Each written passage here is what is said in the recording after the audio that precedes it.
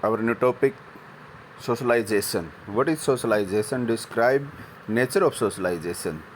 कि समाजीकरण का संप्रत्यय क्या है, कॉन्सेप्ट ऑफ सोशलाइजेशन, समाजीकरण है क्या, इसके नेचर के बारे में बताना है, इसकी करेक्टरिस्टिक्स के बारे में, इसकी विशेषताएं क्या हैं, इसके बारे में आज डिस्कस करेंगे।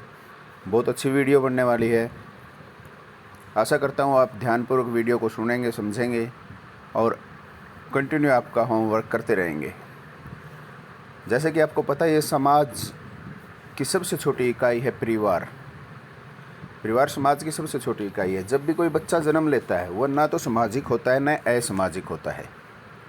बच्चा जन्म लेने के बाद जब उसकी किसी से तुलना या समानता की जाती है, उस टाइम से हम कह सकते हैं कि ये बच्चे का समाजीकरण होना स्टार्ट हो गया है। तो समाजीकरण का क्या अर्थ है? समाजीकरण का अर्थ को समझने के लिए गहनता से जाना पड़ेगा। इसके शब्द को भी समझना होगा। समाज से ही आगे समाजीकरण बना है। समाज क्या है? जो वस्तुएं हमें प्रभावित करती हैं, चाहे वो जैविक हैं, भौतिक हैं या प्राकृतिक हैं, वो सारे समाज का हिस्सा हैं।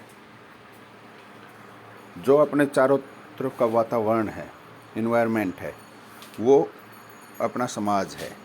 पर्यावरण जो हमें चारों ओर से घेरे हुए है, वो अपना एक समाज है। समाजीकरण शब्द का प्रयोग क्या है कि सामाजिक अधिगम के अनुभव से किया जाता है। समाजीकरण शब्द प्रयोग सामाजिक अधिगम, सोशल लर्निंग, लंबी और जटिल प्रक्रिया का वर्णन किया जाता है, जिसके द्वारा एक शिशु, बच्चा जब जन्म लेता है वो कुछ भी नहीं जानता। थोड़े टाइम के बाद वो समाजीकरण आंखें मचकना शुरू कर देता है, रोना शुरू कर देता है, मुस्कुराना शुरू कर देता है। वो फिर बाल्यावस्था में जाता है, फिर किशोरावस्था में जाता है, वयस्क हो जाता है और समाज के एक अभिन्न अंग बन जाता है। यानी कि जैसे ही बच्चे को जिस भी परिवार में जन्म लेता है, उस परिवार का कल्चर, उस परिवार की सामाजिकता उसके अंदर आ जाती है, उसकी एकरूपता उसके अंदर आ जाती है। जैसे वो बड़ों को देखता है, वैसे ही वो ऐसे ही भाव, ऐसे ही बोली बोलना वो स्टार्ट कर देता है, वैसे कपड़े, रहन सहन उसका वैसा ही हो जाता है। यानी कि व्यक्ति का व्यवहार निर्देशित करता है।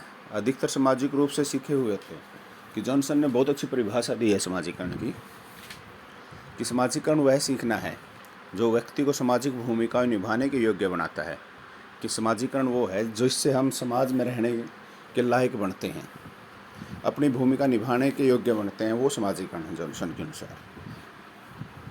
सिकार्ड और बेकमैन के अनुसार क्या है कि समाजीकरण वह अंतःक्रियात्मक है, कि इंटरनल जो एक्टिविटी, वो प्रक्रिया है कि व्यक्ति का व्यवहार उस समाज के सदस्यों की अपेक्षा अनुरूप परिवर्तन होता है जिसका वह सदस्य है। यानी कि हम जिस परिवार में, जिस आस पड़ोस में, जिस वातावरण में हम रहते हैं, चाहे वो किसी गांव में है, किसी शहर में है, उसकी अपेक्षाओं को जो अपने व्यवहार में परिवर्तन आता है, वो समाजीकरण है। रोस के अनुसार कि समाजीकरण सहयोगियों की जो हम भावना है कि सहयोग आता है, आपस में भाईचारा, सहयोग, कोऑर्डिनेशन बनता है, उसकी जो बुद्धि की क्षमता, स्किल डेवलप होती है, उसको संगठित करना ही सामाजिक कार्य करना ही इसकी इच्छा का विकास है।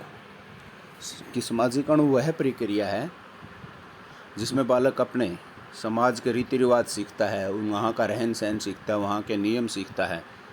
नियम से क्या अभिप्राय है कि किस तरीके से वहाँ पर रहा जाए, कैसा डिसिप्लिन बनाया जाए कि जो समाज के अनुरूप हो, वैसा ही वो व्यवहार सीखता है।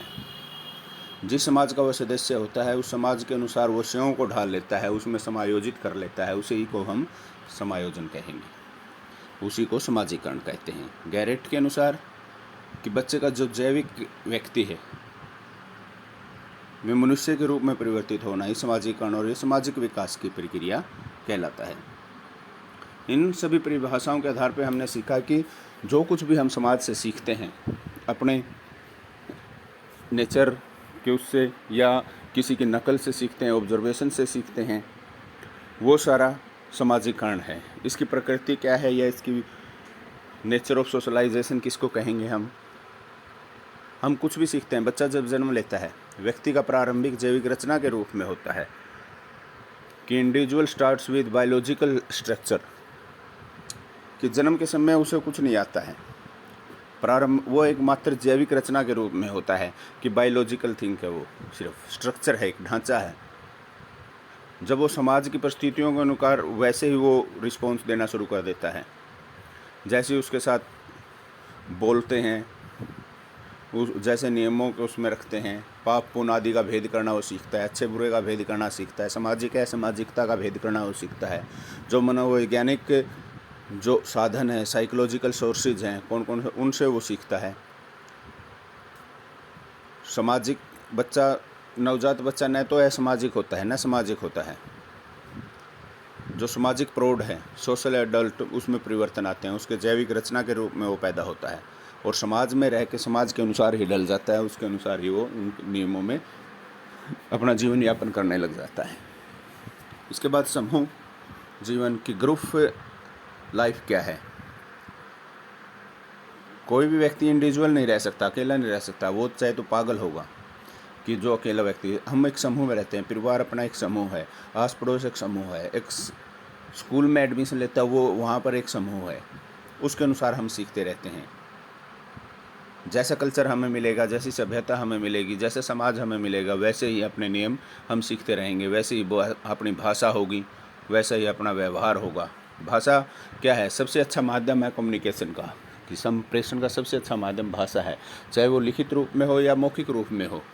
अपने विचारों को व्यक्त करने के एक अच्छी अभिव्यक्ति है, जिससे कि हम दूसरे के साथ इंटरेक्शन कर सकते हैं, एक दूसरे को समझ सकते हैं, विचारों का आदान प्रदान कर सकते हैं और भविष्य की तैयारी कर सकते हैं। समाजीकरण अंत्यक्रिया का परिणाम है और इस अंत्यक्रिया का भाषा मुख्य भूमिका निभाता है। और भाषा हम कहाँ से सीखते हैं? अपने समाज से सीखते हैं, अपने समाजीकरण से सीखते हैं, जहाँ पे हम रहते हैं वहीं से भाषा सीखते हैं।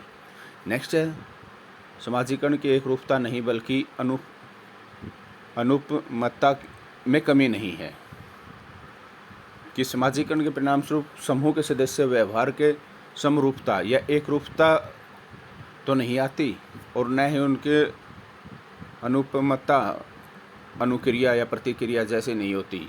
एक ही घर के दो व्यक्तियों के एक ही परिस्थिति के लिए एक जैसी अनुक्रिया नहीं होती। यानी कि क्या है? विभिन्नता है।